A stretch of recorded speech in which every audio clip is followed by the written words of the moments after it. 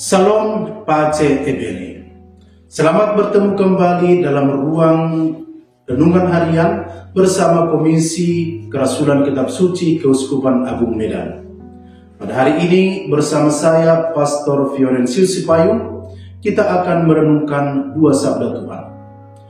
Bacaan pertama diambil dari surat kedua Rasul Paulus kepada umat di Korintus bab 5 ayat 14 sampai 21 dan Injil Matius bab 5 ayat 33 sampai 37. Kami akan terlebih dahulu membacakan perikop Injil Matius untuk saudara-saudari sekalian. Inilah Injil suci menurut Matius. Dalam khotbah di bukit, Yesus berkata, "Kalian telah mendengar apa yang disabdakan kepada nenek moyang kita. Jangan bersumpah palsu, melainkan peganglah sumpahmu di hadapan Tuhan. Tetapi aku berkata kepadamu, jangan sekali-kali bersumpah, baik demi langit, karena langit adalah tahta Allah, maupun demi bumi, karena bumi adalah tumpuan kakinya, ataupun demi Yerusalem, karena Yerusalem adalah kota Raja Agung. Jangan pula bersumpah demi kepalamu, karena engkau tidak berkuasa memutihkan atau menghitamkan sehelai rambut pun. Jika ya, hendaklah kalian katakan ya. Jika tidak, hendaklah kalian katakan tidak. Apa yang lebih daripada itu berasal dari si jahat." Demikianlah sabda Tuhan. Syukur kepada Allah. Saudara-saudari yang terkasih, saya memberikan judul renungan ini, yakni hidup dalam kasih Kristus dan berbicara dengan jujur. Kita telah membaca dua perikop yang sangat penting dalam kitab suci. Pertama, kita membaca tentang kasih Kristus yang mendorong kita untuk hidup baginya, bukan bagi diri sendiri. Kedua, kita membaca tentang pentingnya berbicara dengan jujur dan tulus, tanpa perlu menggunakan sumpah atau janji yang berlebihan.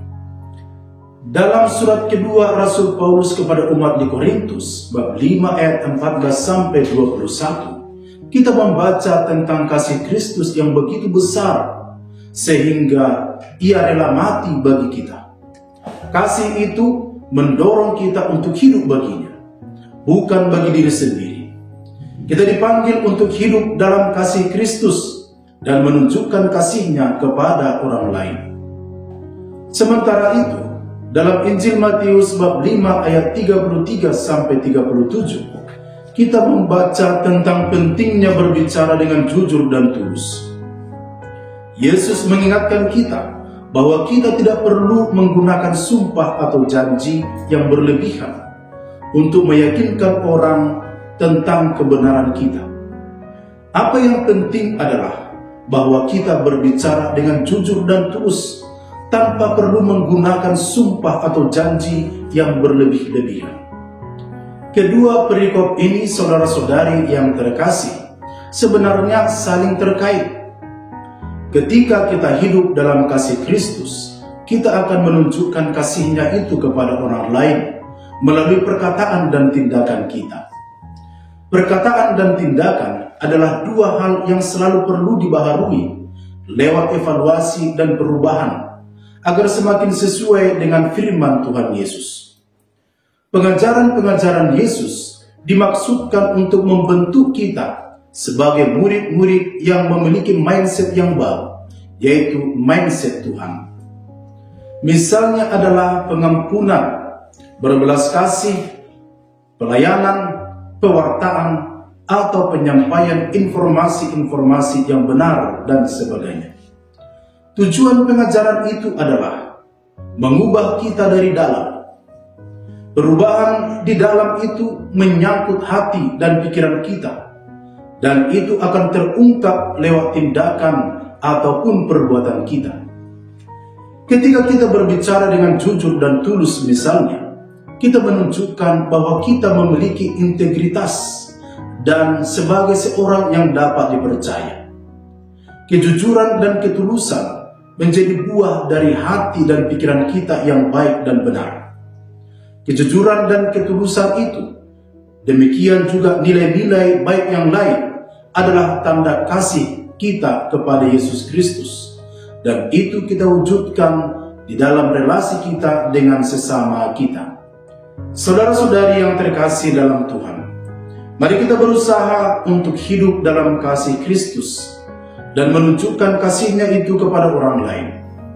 Mari kita berusaha untuk berbicara dengan jujur dan tulus tanpa perlu menggunakan sumpah atau janji yang berlebihan untuk meyakinkan kebenaran kita. Dengan demikian, kita dapat menunjukkan bahwa kita adalah anak-anak Allah yang hidup dalam kebenaran dan kasih. Agar kita sanggup melakukannya, mari memohon kepada Tuhan agar kita diberi kekuatan dan hikmat untuk hidup dalam kasih Kristus dan berbicara dengan jujur dan tulus. Mari kita menunjukkan kasih Tuhan kepada orang lain dan menjadi saksinya di dunia ini. Semoga, amin.